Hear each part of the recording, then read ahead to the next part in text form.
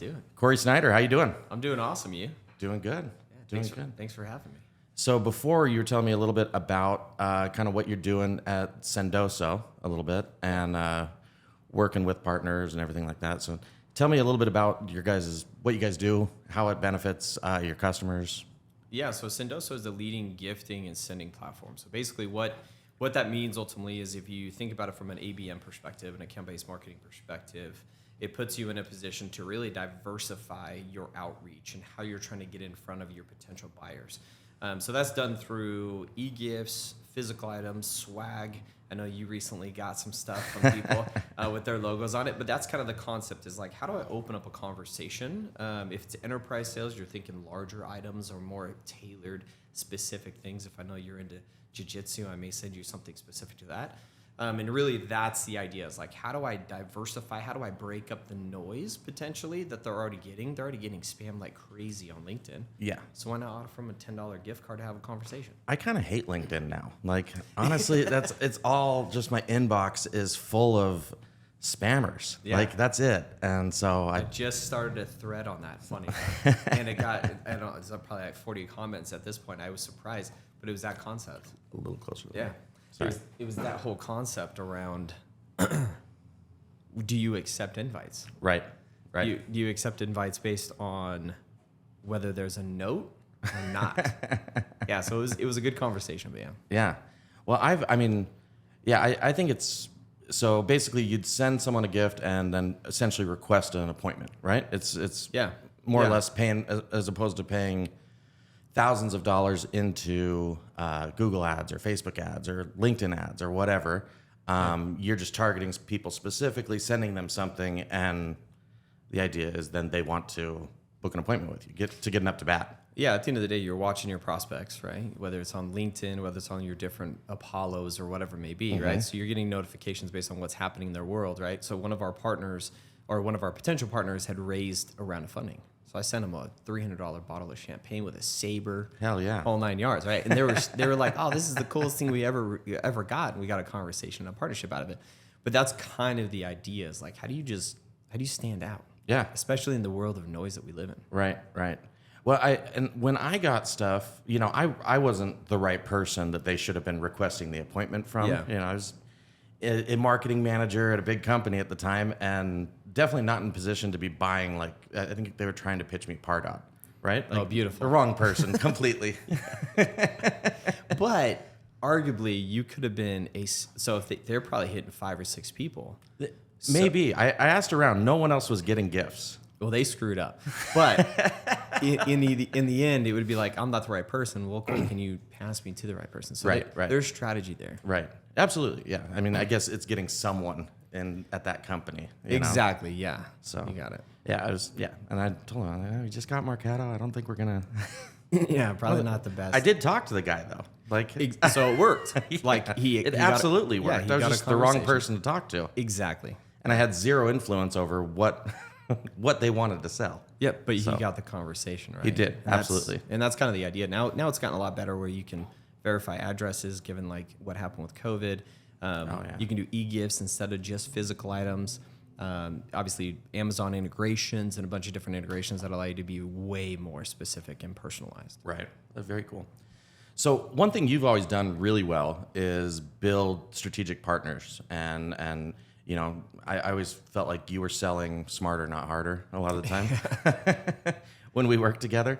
So what do you do? What are things that you look for in a potential a company that might partner with you, or a person that might partner with you and send you deals, send you leads? Yeah, it's a good question. It really depends on. So one, we have different partner programs based on the different types of individuals that we work with, right? So if it's an agency that we're working with, a marketing agency, and they offer ABM methodologies, then it makes a ton of sense, right? Having them come in and work with us and then come up with a methodology to spread the word around gifting and sending within different strategies and tactics like SDR, BDR, AE, employee, customer, partner, all that kind of good stuff. So normally what I look for is, are they offering services that makes sense, like that we can enhance or we can simply slip into. So if you think ABM and account-based marketing, we can easily slip Sendo into that methodology, into that timeline, if you will. So look for those things. That's one thing, right? The size of the agency for me is, for the most part, irrelevant. If they're hungry and they're hunting, let's do something, right? I'll put the same amount of energy in that you're putting in. On the tech side, that really depends on if they're going to write the integration. What does that look like? At that point in time, again, I kind of apply it a little different. And I know that other programs, they rank you based on certain criteria. For me, it's like, if you're gonna go through the process of putting on a webinar, writing a blog post, like, let's do something. So with the tech partners, we go a little deeper. So we use a tool called Crossbeam and Reveal. They're basically the exact same tools, but what they allow us to do is connect our databases to see what our overlaps are. So I can automatically see, do we have the same ICP? Right? That's first and foremost, do we have the same ICP? If someone doesn't know what ICP means, maybe you could define that. Yes, good point. Someone right here. An ICP is ideal customer profile. Okay. So it's basically your target market. Okay. Right? So and you may hear IPP, ideal partner profile. But basically it's like, are we going after the same people? Right? Yeah. So we make sure that's a match, and then we look at how many customers do we have in common? Right? Because once you understand how many customers you have in common, then you can dive deeper into case studies. Like, let's get a customer story. We can use that customer story to hit our open prospects and open opportunities, and it leads to a bunch of cool down the line marketing efforts. Very cool. And so, what do you do? What do you do to keep a partner motivated? Obviously, you got to pay them, right? But what are things that you do? I think you do it naturally, so you don't realize it. But just like, what are things that you do to just kind of keep people sending business and keep a real partnership, right? As opposed to a one-sided relationship.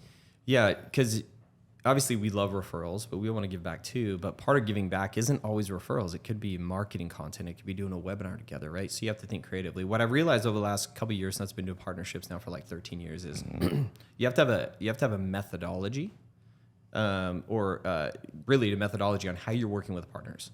So it can't be so much like off the cuff and scrappy as it used to be, because you have way more interest and there's way more people going after that same partnership. So for me, I've created this methodology that we go through, which basically consists of step one on the tech side. We're going through Reveal, understanding what our overlaps are.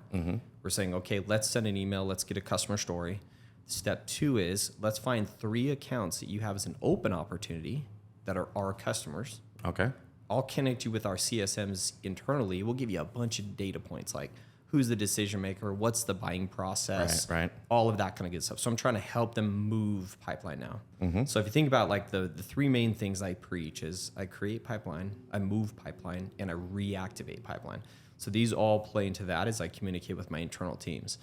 But basically that's what we do for the tech side is we have this methodology that we go through. We say, okay, check, we got that done. All right, next thing is let's do a webinar or a marketing activity. So blog content, let's write something together.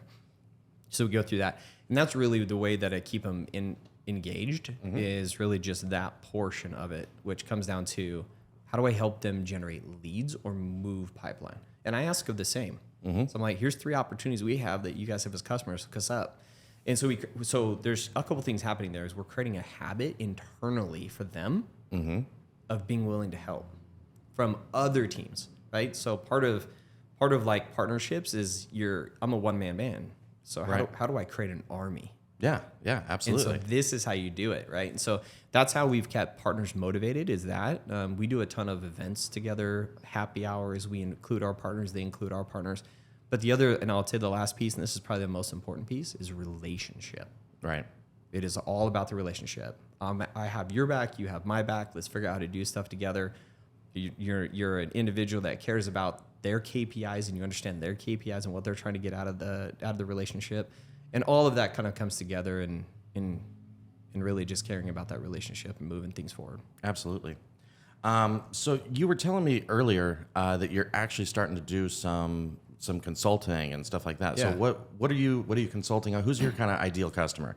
Yeah, it's a good question. So I've been doing consulting for the last 6 years or so, on and off, as really just for a couple of reasons. One is like I've kept myself deep into the partnership ecosystem, kind of understand where the world's moving, as well as over the last 6 years, I've been really diving into like my methodology and what I find to be a successful partner program and what it looks like to build a brand new one and rebuild one.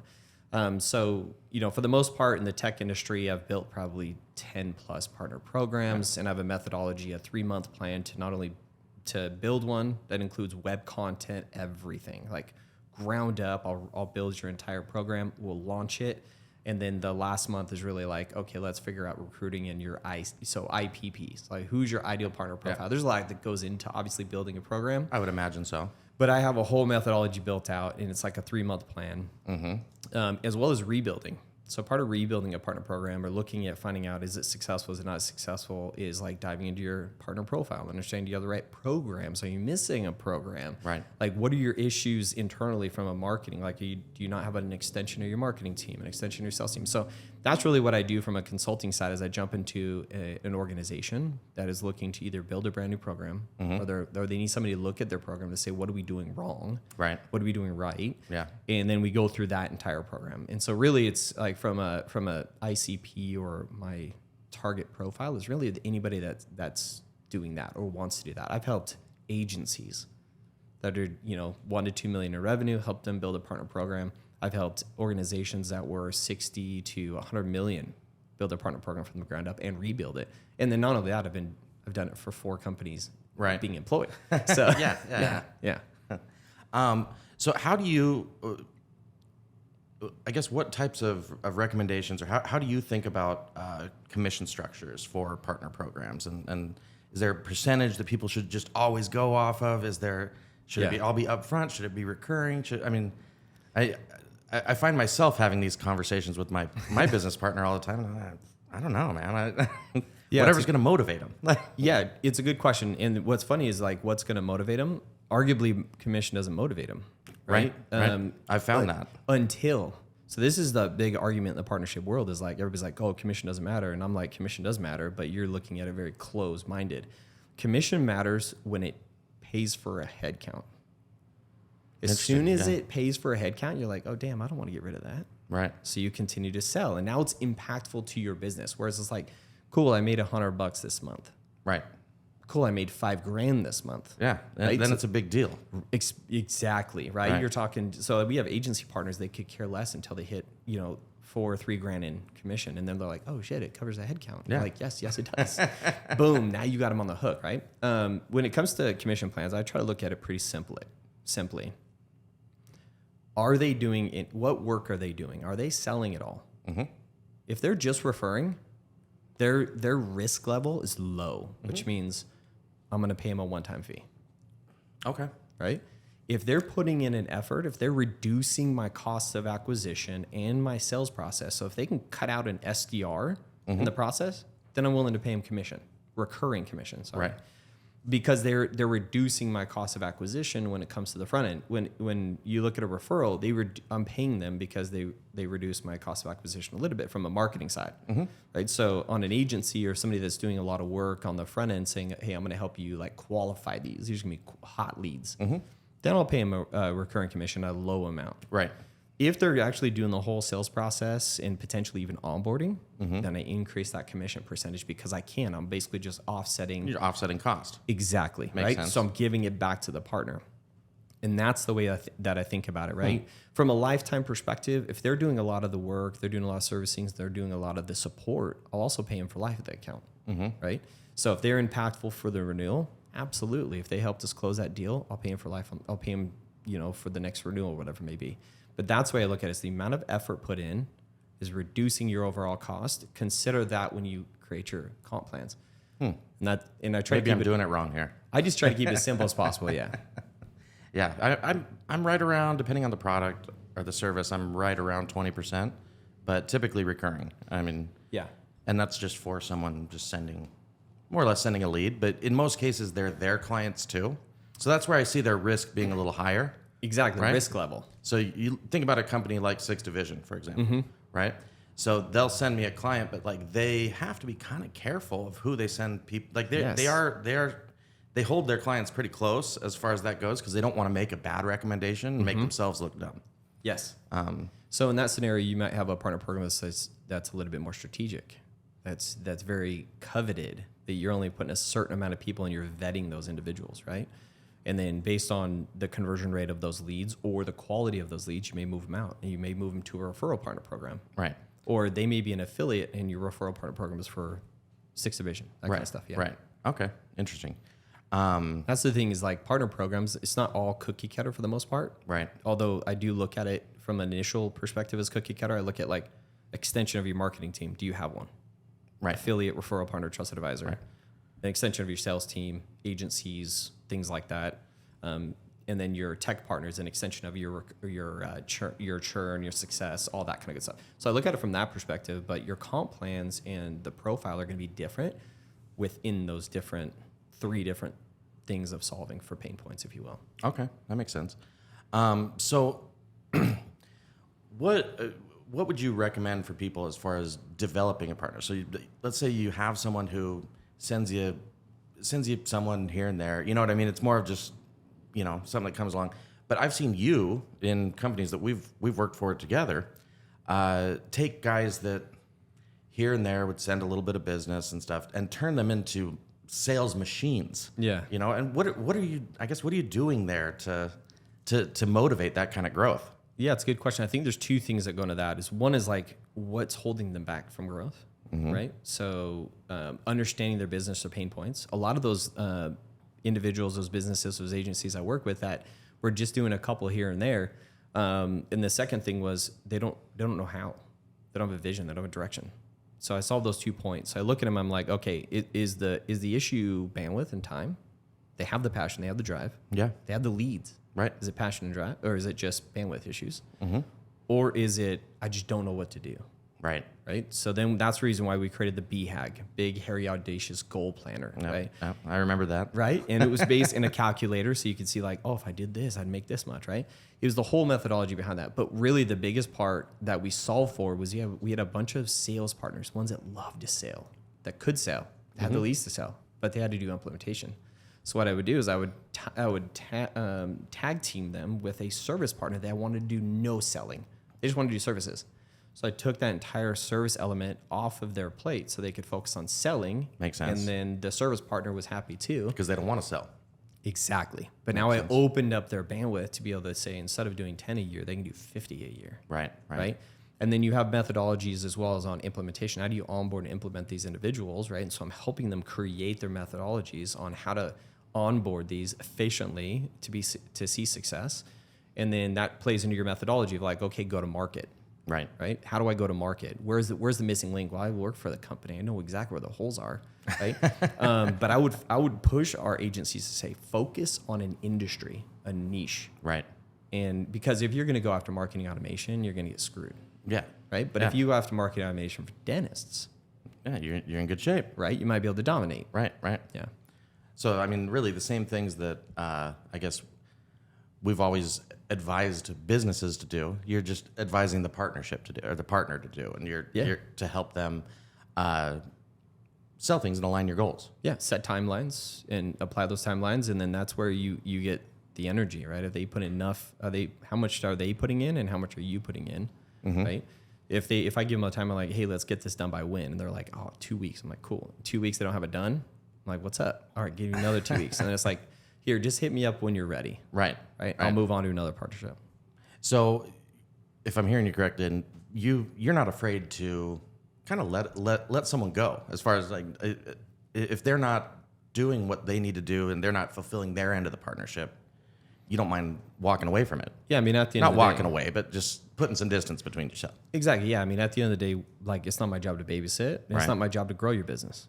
Like that's your job. I'm here to support you. A free resource given to you by the company that has been doing this for a long time, that has the insights on where the holes are and where the issues are. It's up to you to put that time and energy in, but I'll help you with direction. I'll even help you with a lot of the content even. But if you don't have time or bandwidth to do that, or the motivation's not there, that's fine. But I will go work with somebody else that is. And when that time comes that you're ready, let's rock and roll. Right. No hard feelings. Yeah. Do you ever feel like, or do you ever see others who work with work with developing partner relationships. Do you ever see them or feel like you're running a sales team, or you're treating them like they're salespeople? Is that a good thing? Is that a bad thing?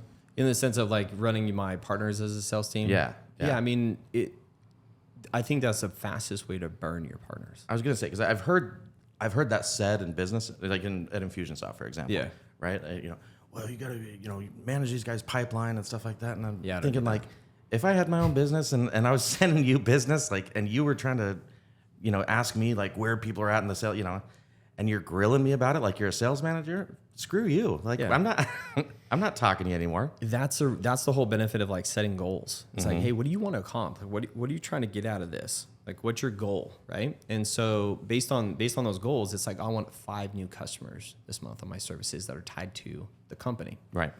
Tied to the software you're selling, right? That you're partnered with. I'm like, cool, that's your goal. My goal is now to say, okay, who do we got in the pipeline that's potentially there, right? I'm going off of your goal now. Right. Whereas the issue is a lot of companies will be like, hey, I need 5 out of you this month. It's like, I don't work for you. Exactly. Right. Yeah. And so for me, it's like, hey, what do you want to accomplish and what's your growth plan look like? And I'll build that out with you. And then I'll help with accountability based on your goals and what you want to accomplish. And I'll help you even directionally how to potentially get there. But I don't treat them like a sales rep. I mean, I can tell you at previous companies I worked for, I walked in, we had 100+ partners, agency partners, completely burned. Because all we did was like, what do you got? What do you got? What do you got? And we gave nothing back. Right. And so I came in and basically my goal was like, I'm going to fix all this. And it was relational. Hey, how you doing? What do you do for a living? How can I help you? Then I went and educated our internal teams on who our partners are. The problem is we didn't have a repository of who our partners were, what they offered. And the reason why is because we didn't have a directory. Because we only cared about technology partners at the time. Right. So I launched a directory on the website. We go from 0 agency partners to 20+ agency partners. And all of a sudden my CSM team are like, hey, I need somebody to help with a podcast. I need somebody to help with Eloqua. I need somebody to help with branding. Boom. I'm now passing back to our partners. Right. Whereas we didn't before. Right. In addition to that, I started putting our partners on our all hands. Hey, come in, tell us what you do for 10 minutes. And they love that. And they love that, right? It's not leads, it's not revenue, but it's potential, but it's something they've never been given before. Yeah, but and businesses love the idea of talking about their business to other people. Oh, yeah. It's sales 101. So Chad Kirby always says, the more you can ask questions, because they'll start, everyone loves talking about themselves. And so eventually they'll start thinking, my favorite subject is his favorite subject, me. Yes, exactly. He was such a good listener. Yeah. Yeah, mute button was always my best friend. Oh, yeah. Yeah, I seen you in the recliner. Keep him talking. Yeah. So if I'm hearing you correctly, then it's more of a sense of reciprocity, and the fastest way to burn your partners is just to be one-sided with it. Yeah, I mean, one of the, and I'll probably butcher the name because I never remember, but it's by Cialdini, which is how to win friends and influence people. Yeah. I think it's what it said. Yeah. One of the best books, and because it's all about reciprocity, right? I have lifelong friends that were partners. Like we had an RV and we took it out for a month across the U.S. from Arizona all the way over to Florida. And we parked it at houses of partners that now become friends. And I parked it at in Dahlonega, Georgia. I parked it in his office. Was that Lee? Lot. It was it was Dobbin. Dobbin, yeah. Yeah. And so I parked it at Get You Wired's location and I have this like cool picture of it. But yeah, half of my stays, I stayed at people that I became friends with, that we did business together. We generated millions together, right? You remember at TNC cramming us all in that like Ford Escort or whatever to go to the with Dobbin? That was like, it was like, oops, I didn't realize I ordered a Ford Escort. Yeah. And there was 6 of us, but we made it work. We made it work. We made it work. Imagine piling what the view was piling out of that thing. Yeah. Clown car. Yeah.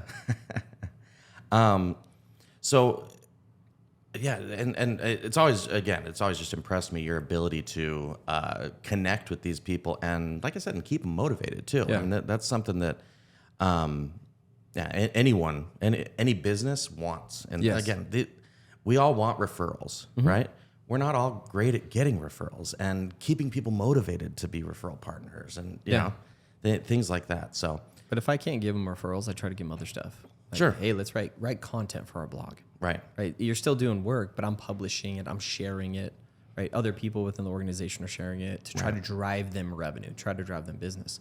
And so there's different ways than just referrals that you can still build that relationship. And arguably, if I got 1 to 2 referrals from an agency a year, I'd be stoked. Out of 150 agencies, it'd be 300 leads. Right. Yeah. I'd be stoked, right? And if I can give them 1 or 2 a year, I'd be also stoked. Absolutely. So yeah, absolutely. Oh, that makes sense. So you help them with content, obviously. You help get their name out there, or at least in many ways, they feel like they're getting their name out there, right? Yeah. You're giving them some exposure, and everything. And then, how frequently are you talking to your partners? And I'm sure it depends on the partner, but how much is too much, and how much is not enough? Yeah, so there's a methodology that goes into that, which is like 1 to many versus 1 to 1, right? Mm-hmm. And so there's also terms like long tail. I don't usually use long tail and things like that because it's mean, I guess. But basically, it's like the partners that are engaged, I'll talk to once a month. If they want to talk once a month, we'll set up I have recurring conversations with partners that are bi-weekly, that are some of our larger top 6 partners that I'll talk to bi-weekly, but I have Slack channels with all our top 30 partners. Because that's how I communicate back and forth with my partners, but that's also how my sales team and CSM teams communicate back and forth with help on different accounts and things like that. So that's for the most part. I'll talk to them if it's a motivated partner. If we got a bigger partner that's newer, I'll talk to them every week if I have to. Okay. Like whatever it takes to get them onboarded, to get them motivated, get them moving forward, as well as get them embedded in the organization if I can. Mm-hmm. But again, it depends on their engagement, right? If they're super engaged, then I'll talk to them once a week, but usually it's bi-weekly for my consistent partners. And how much are you, I get connecting service partners to selling partners, right? Yeah. But how much are you working with, like, for example, selling partners to collaborate with each other and work with each other? Is that good? Is that bad? What? It depends on again their skill set, what's missing, the gaps in their business, right? If you have a partner that does one thing and doesn't do the other, and then you have a partner that does the vice versa, perfect match, right? You can connect the dots. One of the things that I started doing that is within the range of that is like I ask my partners to provide discounts to our partners. Sure. Right. So that way they can get an understanding of the services that they offer. So if I have a partner that is like, I don't do podcasts, they can simply go to that sheet and say, oh, they're giving me a 10% off podcast. I'm going to shoot it over there. And so that allows that kind of connection or that pass through, if you will. But you can also see it based on the directory. So the directory, our partners use that directory also to filter out, like, this client I don't do what this client's looking for. Let me go see if there's another Sendoso partner that does. And so that's the other purpose of that directory. Isn't just internal. It's for prospects, partners, and the employees and potential customers. Yeah. Yeah, and I had an experience recently. So there's a software that we white label to us that essentially helps post to, like, multiple social media. Right, you schedule it all out, and then it posts out to multiple places. Yeah. And when we were starting with that company, so we're basically a partner because it costs more every time we add another person, right? And we pay that, but we're charging for a whole bunch of other services, and so it makes sense. But when we first started pushing that service, and we were trying to get into it, we had a rep there and everything, and we're like, hey, like, is there another company that's doing this that we could have a conversation? Like, we'll even pay for their time. Yeah. And she absolutely would not connect us with anyone. And, like, we asked multiple times, and she's just like, well, most of them are gonna see you more as competition. I don't, what the hell are you talking about? Like, well, I see that, but that's up to the partner to decide. That'd be my opinion. Yeah. Yeah. But I'd be happy to. I'd reach out to the partner, say, hey, I got another partner that this is the company, this is what they do. I can see you don't just hand out people's information. Correct. Yes. I would definitely not do that. Yeah. It could be, hey, it's worth a conversation, you know? It never happened. So, but we figured it out, obviously. I know how to sell, so. It's a good thing. Yeah. It wasn't an issue, but I just thought that was really strange in our basically the person I would consider our partner manager, right? Because they want us to, again, they want us to sell. They want us to add more. Mm-hmm. There was zero real support because in my mind, like, this person who works at this software company, they really don't understand. Like, they're not running an agency like mine, right? I mean, and so if there's not actionable questions on how to position it, what to price it. I mean, we were shooting in the dark. We originally bought this software just for us, for internal, and then we're like, hey, we could sell the crap out of this. And we looked at looked at the fact that there was a white label edition. We're like, oh, let's just upgrade to that, and we'll, why not? Rebrand it and make it our own. But yeah, and like I said, I thought that was odd. That is a little weird. I mean, I would at least reach out to a couple of partners, and so I could have said, hey, Jimmy, I did the effort, and I tried. Right. Like, of the 3 people we reached out to, nobody wants to talk. Well, and what it kind of told me is like, well, what are they hiding something here? Is there, you know what I mean? What's going on? Yeah, but arguably what we built at Infusionsoft Keep was probably will never be replicated. Like, it was a cult-like following where people actually shared what they were doing in their skill sets to their competitors. It was crazy. Well, yeah. I mean, the cult-like is the only way to describe it. Yeah. I mean, I don't know how that was possible, how we did it, but yeah. We had people so bought in. Oh, yeah. I mean, companies so bought in and everything. Mm-hmm. So you don't feel like that's normal across the other tech companies that you've worked with since then? Definitely not. I mean, the camaraderie and kind of what was put into that company as far as like, I mean, we built it very intimately too. We did events together, masterminds, all these kind of things where the top guys were willing to share these secrets, in a way, secrets, right? It's like thinking about a sales rep, right? A sales rep. Like I shared everything I had because, one, if worst case, then I'll outwork you. But best case, like, we can do this together and we'll crush it, right? Yeah. And that's the kind of methodology that these partners had, which was crazy. I was like, oh, this is pretty cool. They're willing to share some of their secrets, majority of their secrets. Yeah. But then when I moved to other organizations, that necessarily wasn't the case. Like, that methodology of like, as we all boats rise kind of methodology, that's not really the case in other companies. Well, what was unique there is a lot of the partners were as bought into the success of that company as their own success. I mean, they saw the two aligned. Yes. And we're giving away Camaros, That's true. Yeah. We did do some awesome stuff. Yeah. Too. Yeah. But yeah, I mean, that sort of thing and that sort of passion for another company, right? Yeah. I mean, that's not normal. Yes, agreed. Yeah, in a way, I thought, does it make sense to replicate? And so I gave it a whirl at another company. It just didn't make sense, Like, to give an example, the competitiveness, putting up a board where you could show like, who's at what sales. Yeah, didn't work at other companies, right? And partially because, again, the way it was built. And so the other ones, we just did different things in the sense of individual incentives and things like that. But yeah. Now, do you think that that's partially because you've moved up market, upstream as far as the who these partners are selling to? Is that part of it? Is it? I mean, because that was a somewhat transactional sale. It still was still. There was a consultation that needed to happen. Obviously, there was a shitload of work in order to set the damn thing up, but and maintain it. But it was somewhat transactional. It wasn't a price tag of $300 a month or whatever. Mm-hmm. I think I could get close, and I think I've gotten close in some partner programs to what that was, but that one was like, because I think there was a couple elements. One is the certification process, you had to be there in person, which means you're in a room with potentially 15, 20 other people that are going through the same crap, right? It takes a lot of dedication just to do that. It takes a lot of dedication, and you got like-minded people that are going through the same things you are technically. So you're building these relationships. That makes sense. Yeah, and so we built this from the ground up too. So there's a level of infancy where you have OGs that have been in the program since the beginning, right? And then you have ones that are just outliers that are like, please teach me, please tell me your ways. And these individuals that would. And then we started doing masterminds where we go to Florida, Miami, and we're like, okay, 15 partners together. And we get the partners to present to the partners. And so we almost forced this camaraderie and this relationship, but we were able to do it from the bottom up. Right. And then on top of that, we would do partner day in front of the customer event each year. Yeah. Which means that, like, again, you're getting taught by partners, but there's 100 partners there in person. Right. That you're able to build a relationship with.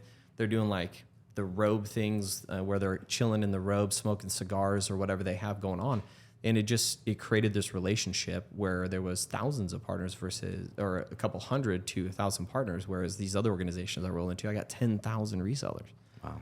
It's a bit different, Yeah, right? yeah. But you can get there from a relational standpoint based on these masterminds and based on these events that you put together where you put partners in a room. You can create some of that camaraderie and that sharing.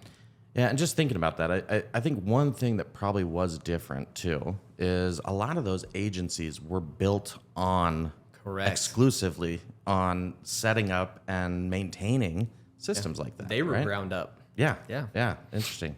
Yeah. Just like I said, exploring what, why that was, what that took. So shifting gears a little bit back to consulting. So who would be an ideal, like what would be your ideal customer for your consulting? Yeah, services? I mean, really, it's for the most part, I love building programs from the ground up. So building a program or rebuilding are really good, right? That's kind of like where I see a lot of my success is I can do it quickly. I can launch a program in 2 to 3 weeks with web content and everything, which is most people can't do that. Right. So that's a really interesting one. Relooking and rebuilding programs, looking at legal agreements, all that kind of good stuff, commission plans and all that is what I love to do. In addition to that, I think there's a level of, so there's that portion, which is like new and existing, rebuild, build. And then there's just how to be a better partner manager. Like, how do you work with partners? What's the methodology of a partner manager? But I mean, I go through the entire thing, onboarding, I'll build your entire onboarding thing, onboarding process. And it's really like, what are your needs in the business? But again, whether it's an agency or whether it's a tech company, it's irrelevant for me. It's really, what are your needs? And then then we'll have a conversation. If I can solve them, great. Here's what it looks like. And if I can't, then I'll push you in the direction of somebody else that can. Sure. So it's kind of hard to say like, this is my this is your type. niche, or it's more of a pain point Sure. they have. Yeah. That makes sense.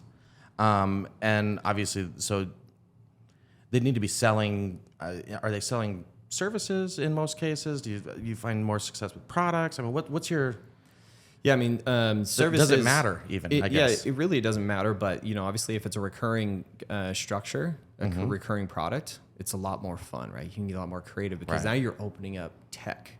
So when you're selling services, a lot of times you're going to be affiliate and agency potentially. Right. May just be affiliate and customer referral. When you start offering a subscription of some sorts, potentially like a tech company, then you're talking about 3 programs. Now you open up tech, which is integrations and a bunch of other cool things that you can do. But yeah, so it depends on all of that in reality. And what are things that you would recommend to find partners and to seek, is it something where you seek them out? What do you do? How do you approach someone on something like that? Yeah, it's another good question. I mean, when I look at one, you have to be intentional. I know that's a buzzword a bit, but like, be intentional, put your program out there, actually launch something, do a PR announcement, even if it's like I did PR announcements when I was just relaunching a program, like, oh, we enhanced the program. I got tons of content and tons of people coming in and recruited from that because we're able to. The other thing you can do is you can look at your competitors. So I've done this many times, and I even have a directory, but I'll go through the partners directories. I'll be like, cool, I'm going to reach out to these companies. I'll manually do it myself. And I'll hunt them and say, hey, it looks like you're a partner of this company. You offer this service. I'd love to have a conversation. If you had Sendo, so you could send them something.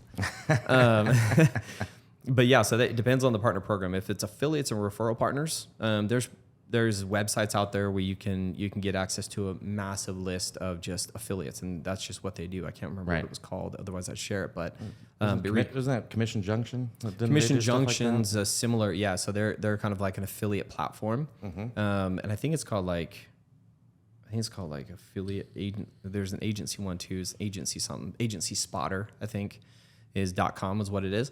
But basically, I'd go through that. But really, what I would do is I would just make sure my LinkedIn posts are on point as far as like, hey, here's it showcasing a partner. I'd look at hashtags and I'd hunt based on hashtags and what they're putting in content on LinkedIn.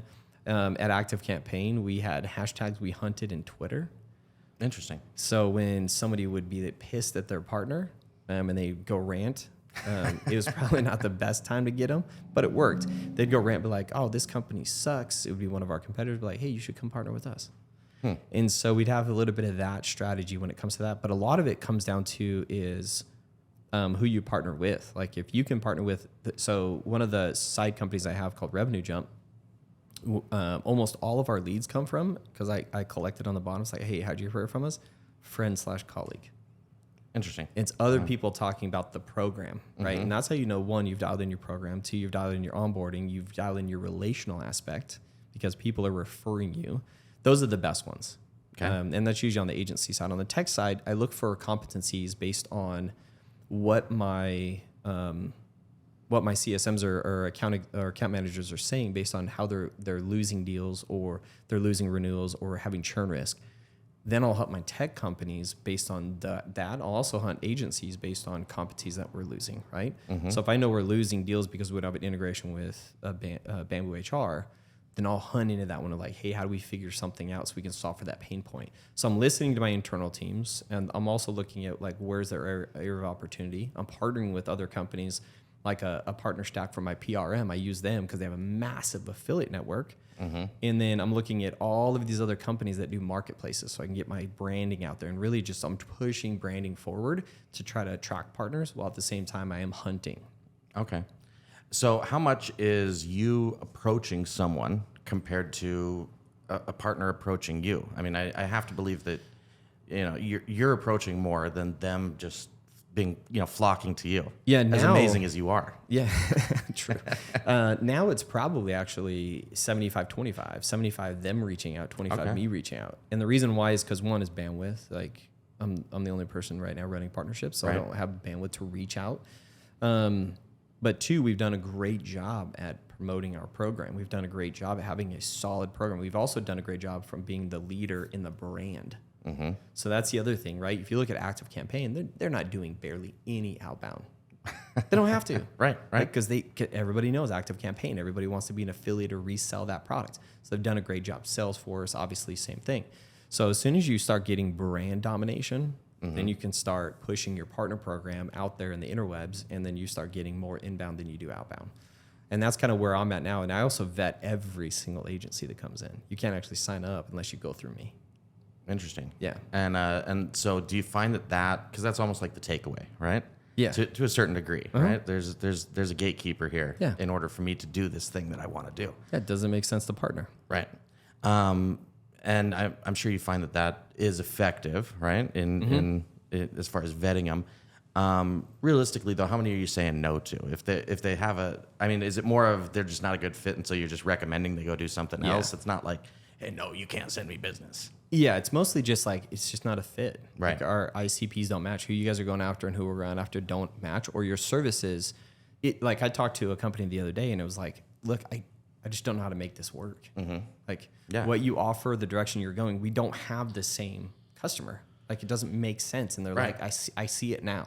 And it was just like, I'll point you in the right direction. Is there anybody else that you're trying to partner with, right? So I'll point them in the right direction. But that really is what it comes down to, is just the direction of who we're going after doesn't cross, or I can't see how you put our product inside of your services. Right. Like if it's too hard for you to figure it out, you'll never sell it.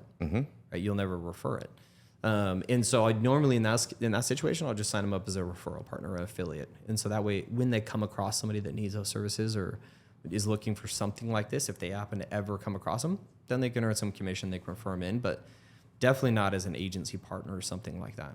So do you think it's smart to do the certified partner as opposed to referral partner? And you know, at Infusionsoft, we charged for that too. Yeah. Right. Is that smart? Is that wise? Was that a good move, a bad move? What's your opinion on that? I mean, it depends on what you're wanting to accomplish, really. I mean, like from a Infusionsoft perspective, it was smart at the time, right? You're making this exclusive club, right? But you did limit the number of partners that you had. So you got like an ActiveCampaign has got 10,000 resellers. Right. You have Infusionsoft Keep that's got 3,000 now. You know, it's like there. But you also have certified. So what we did at ActiveCampaign is we actually had a certification. Okay. But it was how intense was that? It was probably about it wasn't as tense as the Infusionsoft Keep one, but you remember when I started there, the certification was garbage. Like we had these guys that were supposedly if you certified, and they didn't know how to, like, they were asking me, so this thing sends emails, huh? Yeah, exactly. Yeah, and so the one we built for ActiveCampaign is pretty simple. But you did pay to become a certified partner. But the difference was there was a separation there between 10,000 resellers and you. Right. So now you add additional benefits, right? You could write for our content. We would refer you more leads because we trusted you knew the platform.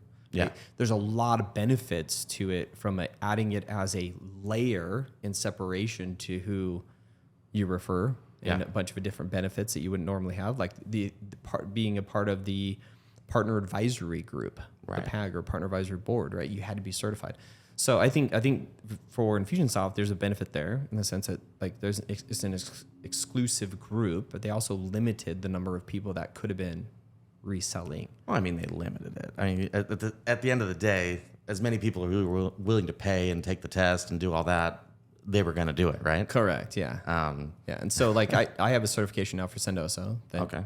It doesn't elevate you at all. It just teaches you how to use the program and the product, and the whole purpose there was like, if you're an agency, you want to resell or you want to sell this or represent this, like I'll give you even a free account. I'll give you an express account so you can send e-gifts so you can do it as well, but also go through the certification so you know everything about Sendoso. Right. And I'll give you a badge, but it really doesn't do much outside of me being comfortable knowing that you can represent the product. And how much of that certification is training them on how to position it and how to sell it compared to teaching them how to use the product? So there's two different certifications, right? So the first certification we launched, and by the way, all I did was replicate what we give to the reps. Right. Like you don't have to make this difficult for yourself. You don't have to recreate the wheel. No. So I took all of the university videos and I said, hey, can we just consolidate these into a path, into a certificate? They're like, yeah. So we got it done in like a week or two. And so we launched that certification, and then we were building one for sales reps on how to position it and certain things. So when that one's done, I'll do the same thing. I'll consolidate the videos on how to position in the market, and then I'll create my own, like go-to-market strategies, niches, and verticals and things like that. So I'll add to it.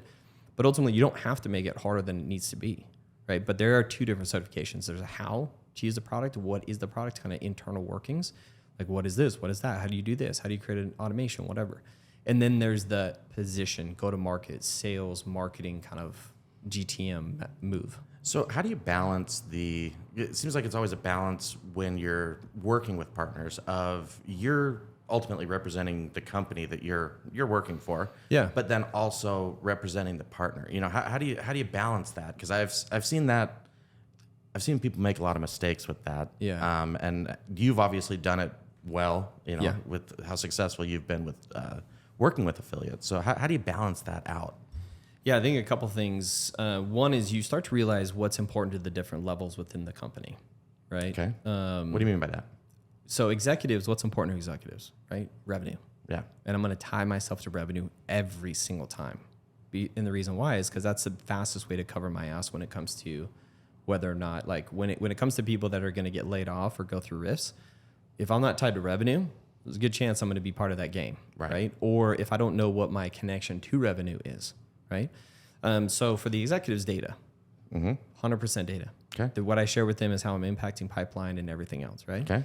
Whereas when I build my army has nothing to do with the executives. Right. Like, congratulations, thank you for being there. I appreciate your support. But when I want executive alignment, I get it from bottom up. I go and I understand what the AEs, what their commission structures are, what their KPIs are, what are they trying to accomplish, and then I'm going into their accounts and finding where, like, hey, our partner has this as a customer. Do you want to talk to them and get some insight? Move this from discovery to educate. Right. So I'm helping them move pipeline.